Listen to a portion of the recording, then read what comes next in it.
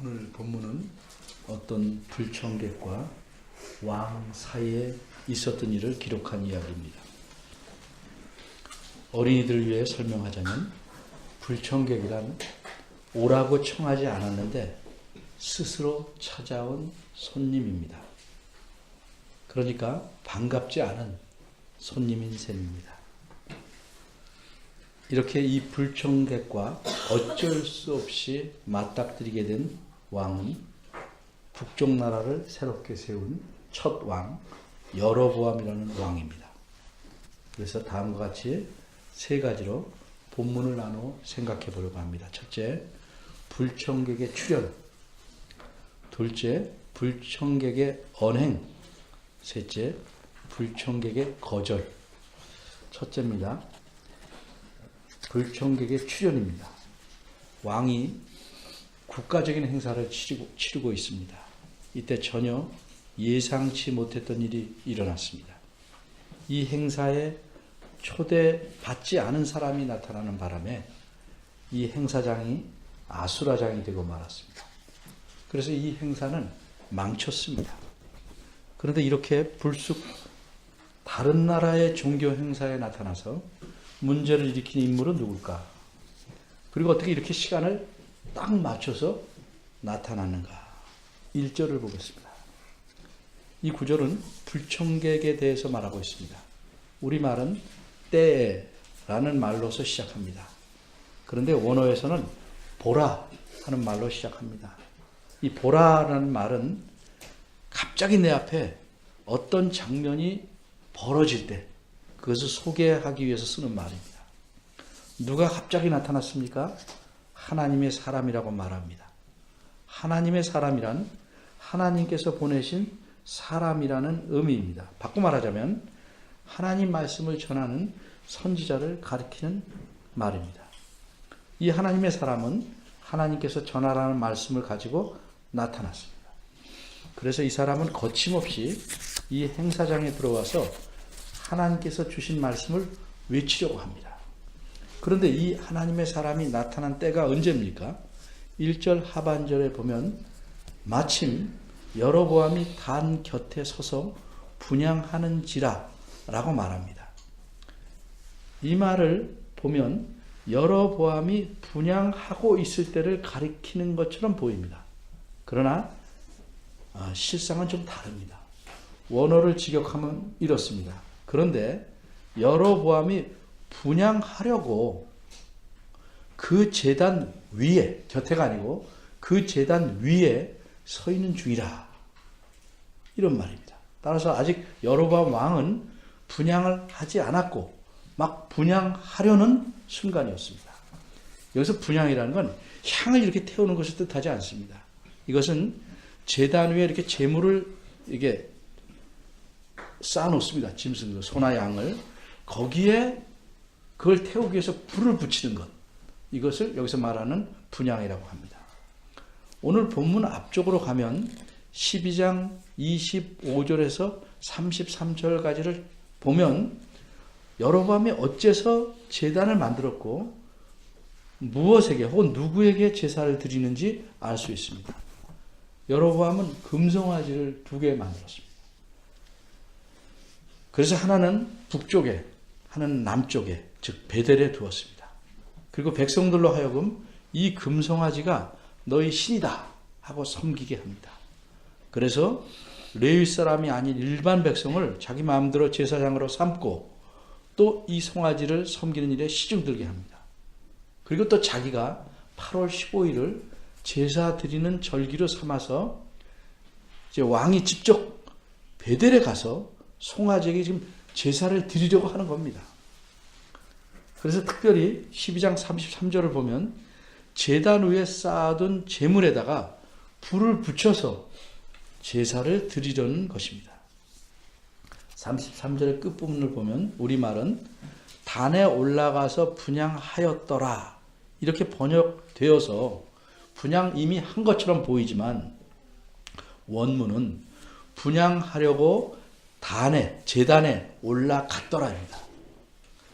그러니까 우리말 성경이 좀 아쉽게 번역이 된 것입니다. 어쨌든 이렇게 왕이 제단 위에 올라가서 자기 순서에 따라 의식을 행하려고 하는 순간에, 바로 이 순간에 불청객이 나타난 겁니다.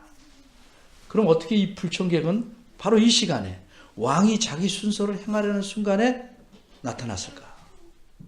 혹시 그것에 일찍 와 있다가 요때를 기다려서 싹 나타난 것인가? 그렇지 않습니다. 조금 전에 설명한 바대로 1절은 원어에서는 보라라는 말로 시작합니다. 이것은 불청객이 군중 속에 끼어 있다가 나타난 것이 아니고 바로 왕이 그 제단 위에서 제물에 불을 붙이려는, 분향하려는 바로 그때 왔다 하는 사실을 강조하는 겁니다. 그래서 이런 사실을 염두에 둔 우리말 성경에서는 보라 대신에 때에, 그리고 저 뒤에는 마침이라는 두 가지 표현을 집어넣었습니다. 그럼 어떻게 하나님의 사람은 이처럼 이른바 타이밍을 잘 맞췄을까? 이것은 사실 놀라운 일입니다. 역시 1절을 봅니다. 이 불청객은 유다에서부터 베델에 이르렀다고 합니다. 유다는 이 새로 세운 나라의 남쪽에 있는 나라입니다. 그러니까 이 불청객은 유다 나라에서 떠나서 북쪽 나라의 베델이라는 곳으로 온 것입니다. 미리 베델에서 이러이러한 행사가 있을 것이라는 소문을 듣고 시간에 맞춰 온다고 할지라도 이렇게 왕이 제물에다 불을 붙이려는 순간에 여기에 착 도착할 수는 없습니다.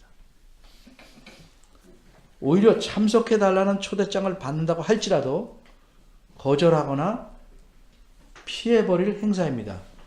남쪽 사람들로서는.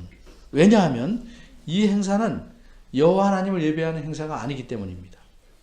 여로보암 왕이 주관하는 이 행사는 금송아지 우상을 예배하는 행사입니다. 그러니까 여호와를 섬기는 유대 사람들은 이 행사에 전혀 관심도 없고 참석해서는 안 되고 참석하지도 않습니다. 마치 기독교인이 불교나 이슬람에서 행하는 종교 행사에 그다지 관심도 안 두고 참석하지 않는 것과 비슷합니다. 그런데 하나님의 사람은 이곳에 왔습니다. 이 행사에 참여하라고 온 것이 아니고 1절에서 보는 바대로 여호와의 말씀으로 인하여 온 것입니다. 하나님의 사람이 정확하게 유다 나라의 어느 곳에서 출발했는지는 알 수 없지만 북쪽 나라와 경계를 이루는 지역에서 출발했다고 가정할지라도 베델까지는 하룻길을 와야 합니다. 게다가 이 사람은 걸어서 왔습니다. 그러니 적어도 하루 전에 하나님께서는 이 선지자에게 나타나셔서 떠나야 할 때를 알려주시고 갖고 가야 할 말씀을 주신 것입니다. 그리고 하룻길을 가자면 사람이니까 중간에 쉬고 싶을 때 쉬고 체력이 딸릴 때 쉬고 이렇게 쉴 터인데 하나님께서는 이런 요소들을 다 미리 감안하셔서 떠나야 할 시점을 정확히 알려주셨기 때문에 가능한 것입니다. 그래서 이 하나님 사람은 이 정확한 때에 이 행사장에 나타날 수 있게 된 것입니다. 두 번째입니다. 불청객의 언행. 이렇게 시간을 정확히 맞춰서 나타난 불청객은 나타나서 어떤 일을 했습니까? 그는 먼저 다짜고짜로 말을 합니다.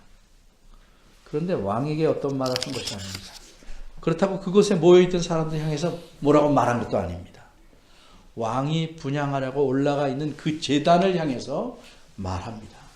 뭐라고 말했습니까? 2절입니다. 먼저 다나 이렇게 제단을 부릅니다. 사실 돌로 쌓은 제단이 사람의 말을 들을 리가 없습니다. 하나님의 사람의 말을 들을 리가 없습니다. 그러니까 이렇게 한 말은 사실은 그 단 위에 서 있는 왕이 듣고 있는 것입니다. 그런데도 다나라고 한 것은 돌려서 이 제단에게 앞으로 있을 일을 알려주기 위함입니다.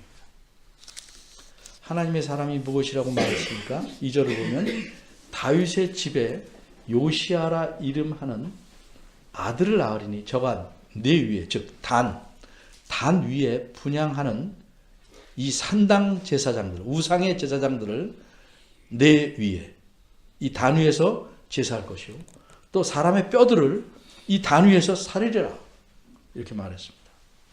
그리고 이것은 내 말이 아니고 여호와의 말씀이라고 말합니다. 이 말씀을 잠시 생각해 봅니다. 여기서 다윗의 집이란 남쪽 나라 다윗 왕조를 가리킵니다. 따라서 다윗의 집에서 날 아들이란 장차 유다 나라에 태어나서 유다 나라의 왕이 될 사람을 가리킵니다. 근데 그 왕이 될 사람의 이름이 요시야라고 합니다. 그리고 그가 이 제단과 연관해서 앞으로 어떤 일을 할지를 말하고 있습니다. 이 제단 위에서 사람이나 사람의 뼈를 불살라 제물로 드린다고 하는데, 이 말은 그 제단을 부정타게 해서 다시는 쓸모없도록 만들어 버리겠다는 의미입니다. 그러니까 이 하나님의 사람이 말한 말씀의 의미는 장차 요시야라는 왕이 유다 나라에 나타나서 그가 이 베델의 제단에 대해서 심판을 가하겠다 하는 뜻입니다. 그럼 과연 이 일 이후에 요시야라는 사람이 나타나서 정말 유다의 왕이 되었는가? 그렇습니다. 이 여로보암 왕은 주전 931년부터 910년까지 왕으로 있었고, 이후에 약 300년이 지난 후에 요시야가 640년부터 왕으로 통치하기 시작합니다. 요시야는 유다의 왕이 되어서 나라를 크게 개혁했습니다.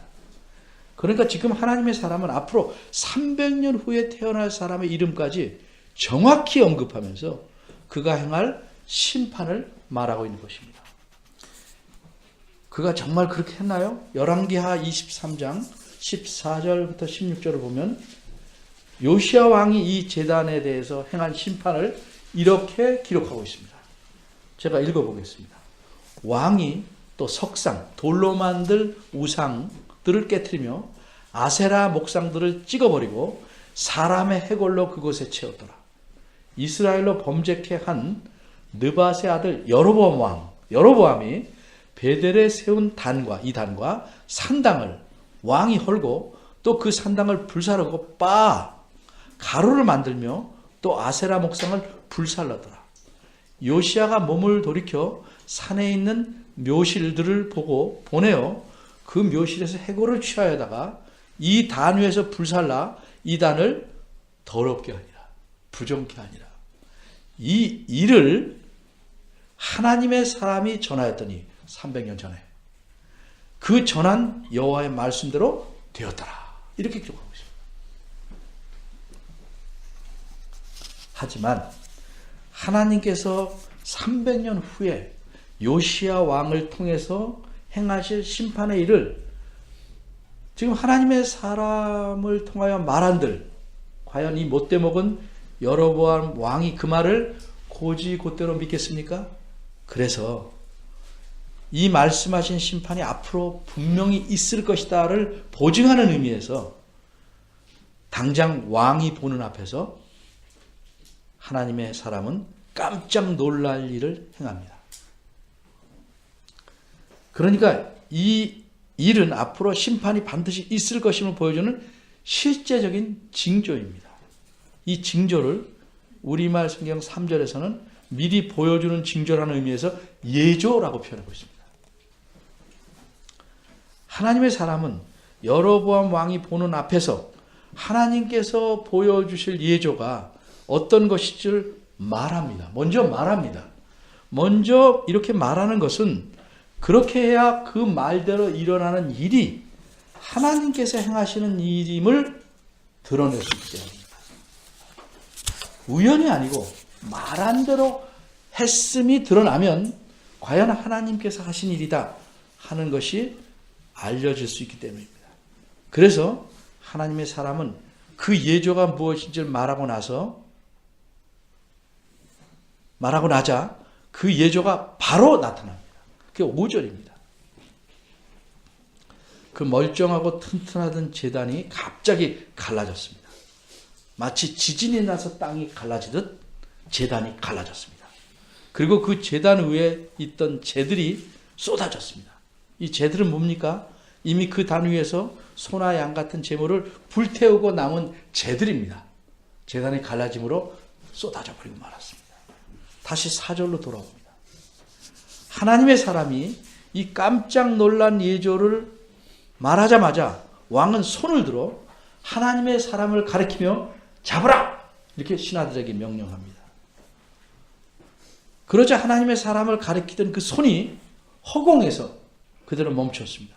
이렇게 들어서 가리키던 손을 왕은 다시 걷어들일 수가 없었습니다. 손이 허공에서 말라버렸기 때문입니다. 순식간에 일어난 일입니다.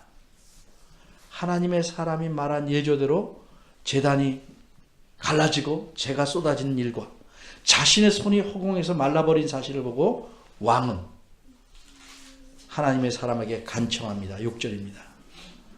하나님께 은혜를 구하여 내 손을 낫게 기도해달라. 이렇게 간청합니다. 그러자 하나님의 사람이 이 간청을 받아들여 여호와 하나님께 기도하였더니 말랐던 왕의 손이 이전과 마찬가지로 회복되었습니다. 걷어들일 수 있게 됐습니다. 정상이 되었습니다. 세 번째, 불청객의 거절. 이 불청객은 무엇을 거절하였는가? 거절하려면 이미 어떤 제한이 있어야 하는 거죠. 순서상으로. 그렇습니다. 하나님의 사람이 받은 제한이 무엇인지는 7절이 말해줍니다. 이 제한은 왕이 한 제한입니다. 이 짧은 시간에 여로보암 왕은 하나님께서 행하신 놀라운 일들을 체험했습니다.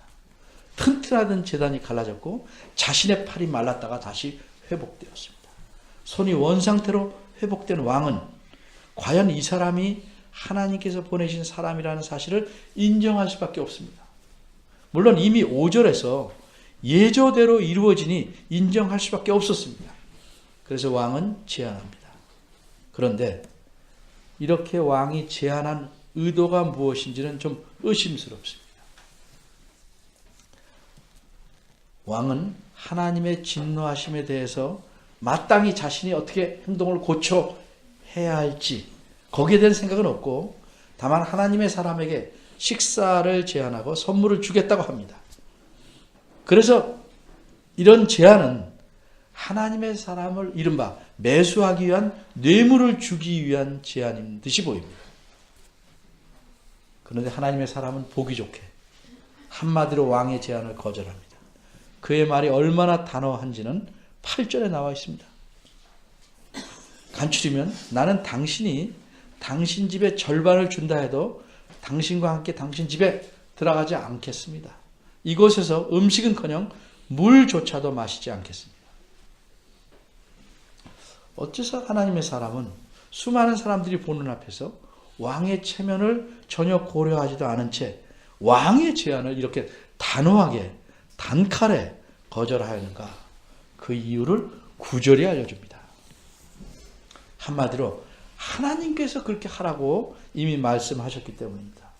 하나님께서는 여로보암 왕이 어떻게 나올지를 알고 계셨습니다. 그러기에 하나님께서는 자기 사람을 하여금 그런 식의 제안을 모두 거절하라고 명령하신 겁니다. 음식을 함께 나누지 않는다는 것은 특별히 옛날에는 한마디로 교제를 거절하는 겁니다. 함께 먹자는 제안을 거절하는 것은 더구나 상대방을 정말로 싫어함을 강하게 표현하는 겁니다. 그런데 물까지도 마시지 말라 하나님께서 명령하셨으니 이는 하나님께서 우상을 숭배하는 자들을 얼마나 싫어하는지를 매우 강하게 드러내신 겁니다. 그럼 기록자가 이 본문을 기록한 목적은 무엇일까? 바꿔 말해서 이 본문을 통해서 이 말씀을 처음 본 사람들에게 또 그리고 그 이후에 우리들에게 가르쳐 주시려는 것은 무엇일까? 이것은 하나님이 어떤 분이신가 하는 사실입니다. 하나님은 자기 백성이 하나님 외에 다른 신을 섬기는 것을 결코 용납지 않으십니다. 용납지 않으실 뿐더러 그렇게 하는 자들과는 아예 함께 하시지도 않으며 몹시 싫어하십니다. 그럼에도 불구하고 고치지 아니하면 반드시 심판하십니다. 이런 분이 하나님이십니다. 10계명의 제1계명에서도 분명히 하나님 말씀했습니다. 왜 그게 1계명입니까? 이게 제일 중요한 겁니다. 나 외에 다른 신을 내게 두지 말라. 이 계명을 어기는 자는 그 종말이 끔찍할 수밖에 없습니다. 오늘 이 사건을 통해서 하나님께서는 다른 신을 섬기는 것을 얼마나 미워하시는지, 그리고 그런 자에게 어떻게 하시는지를 분명하게 보여주신 것입니다. 이런 일을 체험한 여로보암은 회개하고 돌아서서 올곧게 하나님만을 섬겼어야 합니다. 그런데 그는 그러지 않았습니다. 13장 33절 오늘 읽은 말씀 보면 여로보암이 이 일 후에도 그 악한 길에서 떠나 돌이키지 아니하고 다시 보통 백성으로 산당의 제사장을 삼되 누구든지 자원하면 그 사람으로 산당의 제사장을 삼았으므로 이 일이 여로보암 집의 죄가 되어 그 집이 지면에서 끊어져 멸망케 되리라. 고치지 않았습니다. 그런 마음도 없었습니다. 결국 그는 물론이고 그의 왕조와 나라가 망했습니다. 그런데 이런 종말을 보고도 역시 같은 길로 계속 걸어간 남쪽 나라 유다도 망하고 맙니다. 포로로 끌려갔다가 다시 유다 땅으로 돌아온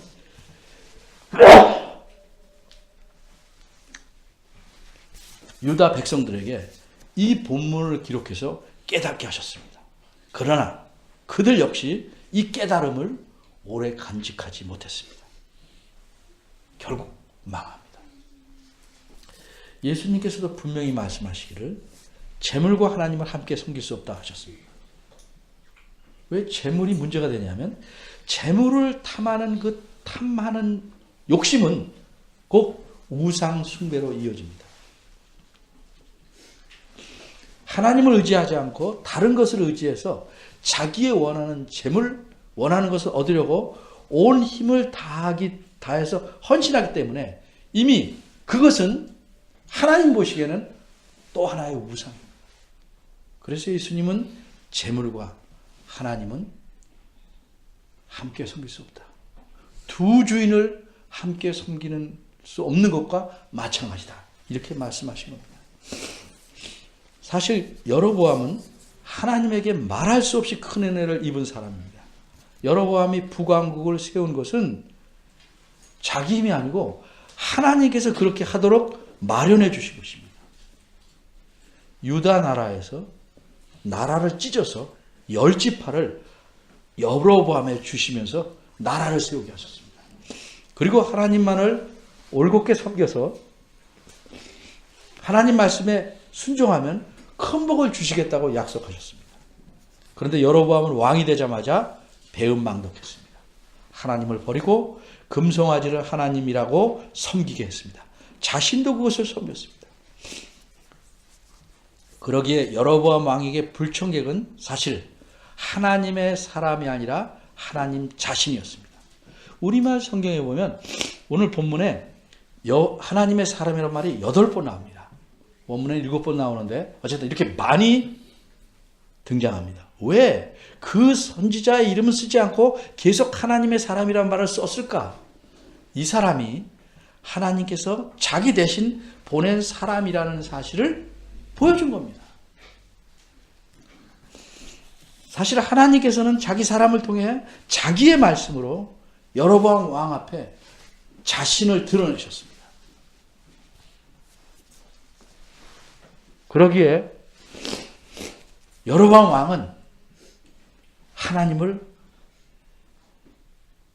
불청객으로 맞이하게 된 것입니다. 우리는 하나님의 크신 은혜로 그리스도 안에서 그리스도의 은혜로 공로로 하나님의 자녀가 되었습니다. 그리고 보이지 아니하시는 하나님의 세밀한 손길이 우리로 하여금 매일을 살아가게 역사합니다. 그런데 이렇게 은혜를 베푸시는 하나님이 우리의 삶에서는 정말 어떤 존재일까? 과연 하나님이 내 주인일까? 손님일까? 입으로는 하나님이 나의 주인이라 고백하지만 실제로는 하나님이 그다지 반갑지 않은 불청객은 아닐까? 그러기에 하나님 말씀에 귀를 기울이려고 하지 않고 내가 좋은 대로, 내 마음대로, 내 뜻대로 살아가면서 체면은 있어서 신앙의 겉모습만 갖추어 가려는 것은 아닐까. 기도하겠습니다.